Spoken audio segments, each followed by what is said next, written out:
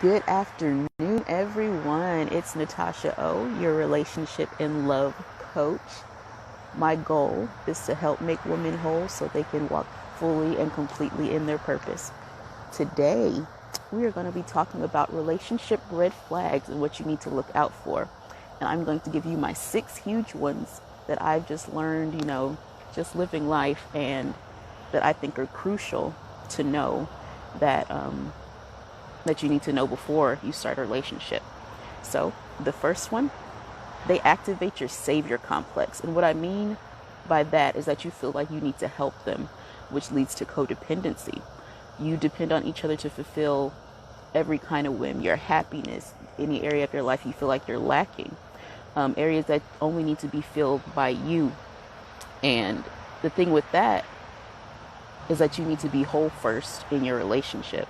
Happiness, especially internally, needs to come from you. Nobody else can fill that void that you're trying to, deal with them.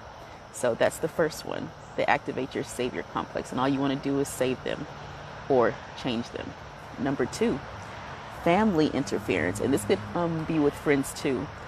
Do they respect you enough to deal with you in your relationship alone, just the two of you? Are they a mama's boy, mama's girl, daddy's boy, in a bad way?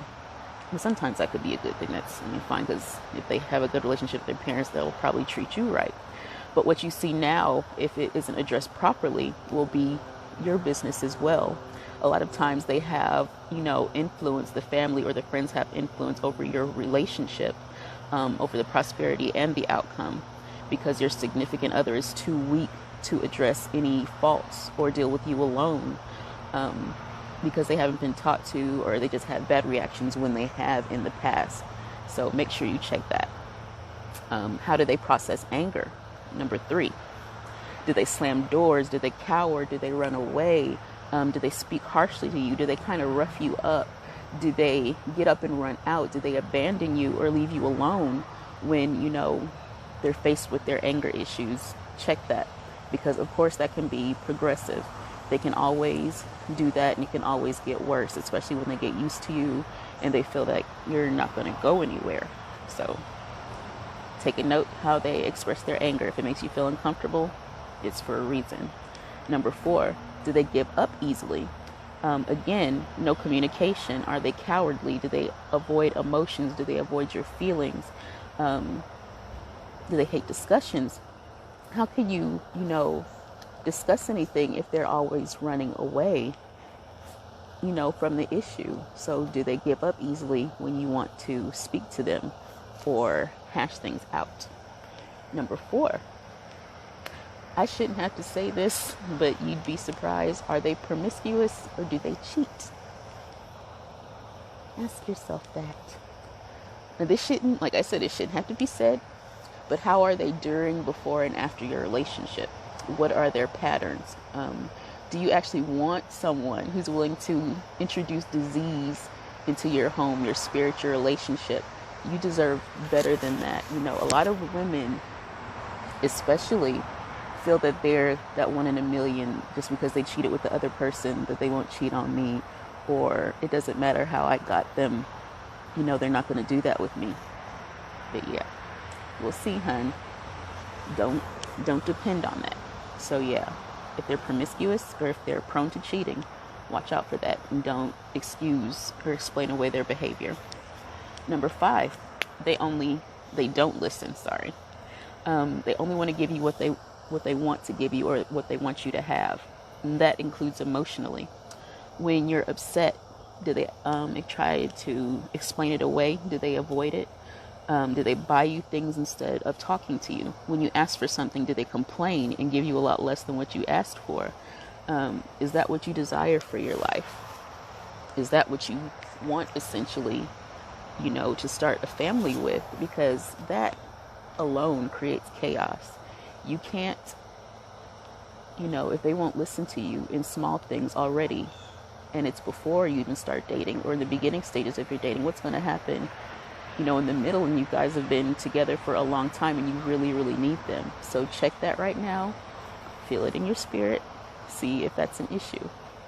Number 6, And this is a huge one, which I always say, follow your heart. Do you feel unsettled or sad, period, in a relationship with them? That's huge. Do you feel you can do better? And there's a reason for that. It's because you can. You can always do better. You should never feel unsettled. You should never feel sad in your spirit just because you want to date someone. If there is a little, even a teeny bit of an inkling that they're not for you, take heed to that. You can do better. If there's a lacking, there's a reason for that. If you need further explanation on that, check out my video from last week where I told you what happened to me when I settled, and the just horrific ordeal I had to go through because I not only dated someone I never should have dated, didn't listen to myself, but then I went and married him.